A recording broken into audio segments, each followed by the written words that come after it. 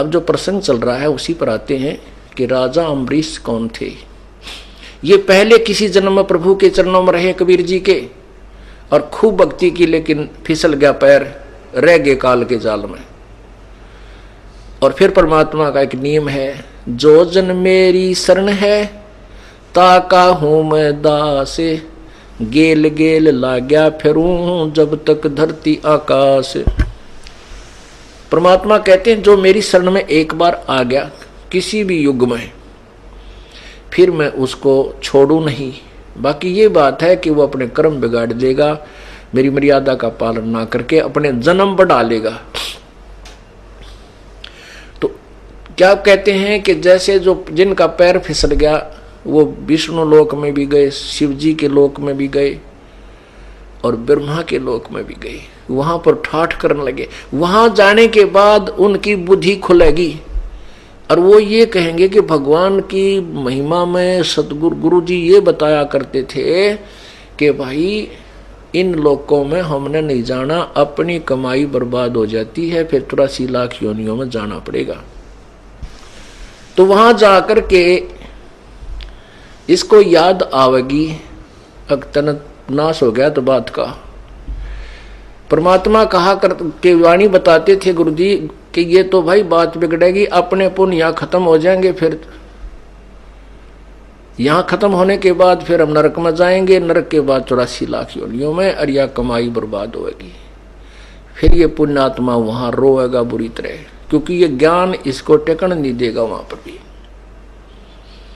अब कितने दयालु हैं वह कबीर परमेश्वर, कितने दयालु हैं। कहते हैं शिव मंडल ब्रह्मापुरी चाहे विष्णु लोक में हो, हमरे गुण भूले नहीं तो आन छुटाऊं तो। वहां जाकर भी तो रोएगा, तड़फेगा बुरी तरह, भगवान ये बंदी छोड़, मेरे पर गलती बन गई, मुझे बचा लो। कहते हैं तेन वहां से भी छुड़वा लूंगा और फिर पटक दूंगा धरती पर, फिर मनुष्य जीवन मिलेगा तुझे। मतलब वहां देवता भी तरस रहे हैं अब इस ज्ञान को सुनकर। जब वो देवता बन जाते उनको पता है कि तुम अपनी पूंजी खा करके फिर नरक में जाओगे, वहां रो रहे हैं वो ऊपर को। ठीक है, जैसे यहाँ घुटी सूटी ला के व्यवस्था एक दूसरे ने देखा हम इसी प्रोसीजर में फिट हो रहे हैं, वो भी वहां फिट हो रहे हैं। लेकिन जब ये ज्ञान उनके कानों तक जाएगा, उनके कलजे पाट जाएंगे उन देवताओं के और ऋषियों के। कहते तुमने तो नाश कर लिया। वो भी तरफ रहे होंगे कि हमने तो गलत ट्रेनिंग कर ली, गलत कोर्स कर लिया, हमने गलत साधना कर ली, हम तो गलत स्थान पर आ गए, उचित स्थान पर नहीं गए। वो फिर भी तड़प रहे हैं कि हमें मनुष्य जीवन मिल जाए किसी तरह। तो पुण्यात्माओं, जो परमात्मा की भक्ति किया हुआ हंस वहां तड़फेगा, ये परमात्मा। लेकिन वहां तड़फेगा कौन? जो कति इस ज्ञान से परिपूर्ण हो चुका होगा और किसी कारण से मान लीजिए उसका पैर फिसल भी गया और वो उन लोगों में चला गया, तो फिर तड़फेगा। वैसे तो पुण्यात्मा इस काल का इतना भयंकर जाल है, यदि परमात्मा की भक्ति और ये ज्ञान साथ ना हो तो जीव का कोई जो अस्तित्व नहीं कि वो ज्ञान के आधार पर टिक जाए। एक ऋषि था, उसको अपने भविष्य के जन्म का पता चला कि अगले जन्म में मैं उसको अपने ही देव दृष्टि खुल के कि अगले जन्म में इसी नगर में एक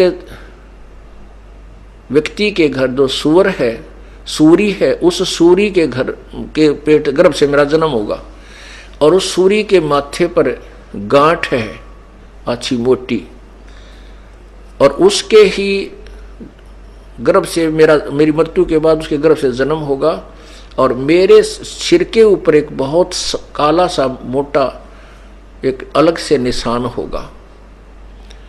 तो उसने अपने बच्चों से कहा, बेटा मेरी मृत्यु होगी, मृत्यु के बाद मैं उस व्यक्ति के घर जो सूरी है ऐसी उसकी गांठ है और मैं उसके घर जन्म लूंगा। एक काम करिए तुम, उसने मोल लेकर उस बच्चे को मोल ले लेना और मुझे मार देना, उसको मार देना, मेरी मोक्ष हो जाएगा। वो सूअर का जो जीवन है मेरा खत्म हो जाएगा, बहुत बुरा होगा। तो वो कहने लगे, पिताजी जैसे आप कहोगे हम वैसा कर देंगे। उन्होंने बार बार कहा, बेटा देख के दे तुम लालच कर जाओ, यह मेरी अंतिम प्रार्थना अवश्य करना। वो बच्चे बोले, पिताजी आप निश्चिंत रहो। क्या आप हम इतना भी नहीं कर सकेंगे आपके लिए, उसके लिए 5-4 अन्य रुपये 2 रुपये का वो सूअर का बच्चा नहीं लेंगे। आप निश्चिंत हो जाओ। वो कुछ ऐसे हफ्ते 10 दिन पाछो बूढ़ा मर गया ऋषि जी, और वो ताक में रहे उस सूरी के ब्याने की। वह महीने 2 महीने में 6 महीने हुआ सूरी ने बच्चे दे दिए। वह जो गांठ थी शर्मन्यारी दिखे थी, उसके वही बच्चा हुआ जिसके सिर के ऊपर एक काला सा अच्छा निशान था। तो वो सूअर का बच्चा फिर अपने उन बहन भाइयों के अंदर मस्ती, उसका ऊपर का नीचे का लोट मारा, उनसे साथ खूब प्रेम से रह रहा है। अब वो बच्चे गए उस व्यक्ति से कहा, भाई ये बच्चा हमने मोल दे दे तू। उसने कर लिया, सौदा ले लिया। जब उन्होंने मोल ले लिया और उनने वो बच्चा उठान लग गए, वो भाग लिया, फिर पकड़ा भाग भूख है। और वह कहे, पिताजी हम आपके अपने वचन को पूरा करने आए हैं। जब वो सूअर का बच्चे में चेतना दे दी काल ने, वो सूअर का बच्चा कहता है, भाई बेटो मुझे मत मारो, मेरे मारने से तुमने क्या मिलेगा, क्यों पाप के भागी होते हो। तो कहने लगे, पिताजी आपने तो कहा था भाई इसको मोल लेकर के मुझे मार देना। ने बोला, भाई मुझे मत मारो, मुझे मत मारो, मेरा दिल लग रहा है मेरे भाई बहनों में, यहाँ पर मैं ठाठ से रह रहा हूँ, मुझे कोई तकलीफ नहीं, मत मारो मत। उन्होंने छोड़ दिया, भाई मत मारो, क्यों मारा, जो पाप तो वैसे पाप ही है। तो ये समस्या है इस काल की। जब एक सुअरी के बच्चे के जन्म में वहां उस अपने परिवार में इतना व्यस्त हो गया, इतना खुशी मना रहा है, और स्वर्ग में जाए पास देवता कदे भी इस बात को हृदय से नहीं कहेंगे, ऊपर से कह भी दें भाई मानुष जन्म इबका हो गया, तो हम जो है ना वो भक्ति या नहीं करें, मोक्षशाली करेंगे, तत्वदर्शी संत ढूंढेंगे, या अंधे फिर अंडी पाक जाए, अपनी अपनी डफली अपने अपने राह। क्यों काल की बहुत भयंकर मार है। तो ये वहां पर हृदय में कसक के भगवान ये तो गलत स्थान पर आगे तड़फेगा, वो एकाध ही होता है।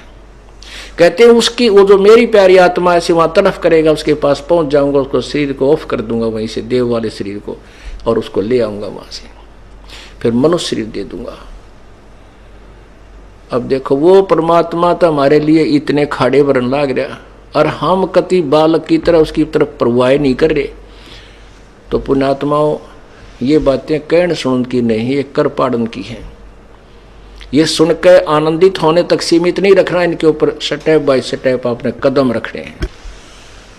शिव मंडल ब्रह्मापुरी चाहे विष्णु लोक में हो, अमरे गुण भूले नहीं तो आन छुटाऊं तो कहते मैं तेरी वहां से भी पीछा छुटवा दूंगा और फिर तुझे मानुष शरीर दे दूंगा। लेकिन मानुष शरीर पाके फिर वही बकवादा बढ़ जावा हम। तो इससे क्या है, जैसे आपने संत परमात्मा की वाणी सुनी कि चलते मार्ग जोगिरे तासर नाही दोष, कह कबीर बैठा रहे उसको करने कोश। अब जैसे परमात्मा ऑप्शन दे रहे हैं कि जो कतिये नहीं लगा इस मार्ग पर अभी तक, बिल्कुल स्टार्ट नहीं करी जिसने भक्ति या सत्य भक्ति, वो तो बिल्कुल अभी तक सारा काम उसका शेष है, सारा सफर शेष है। और जो चलते मार्ग गिर गया वो कुछ तो सफर तय कर चुका है, यदि आगे बर्बाद ना करे।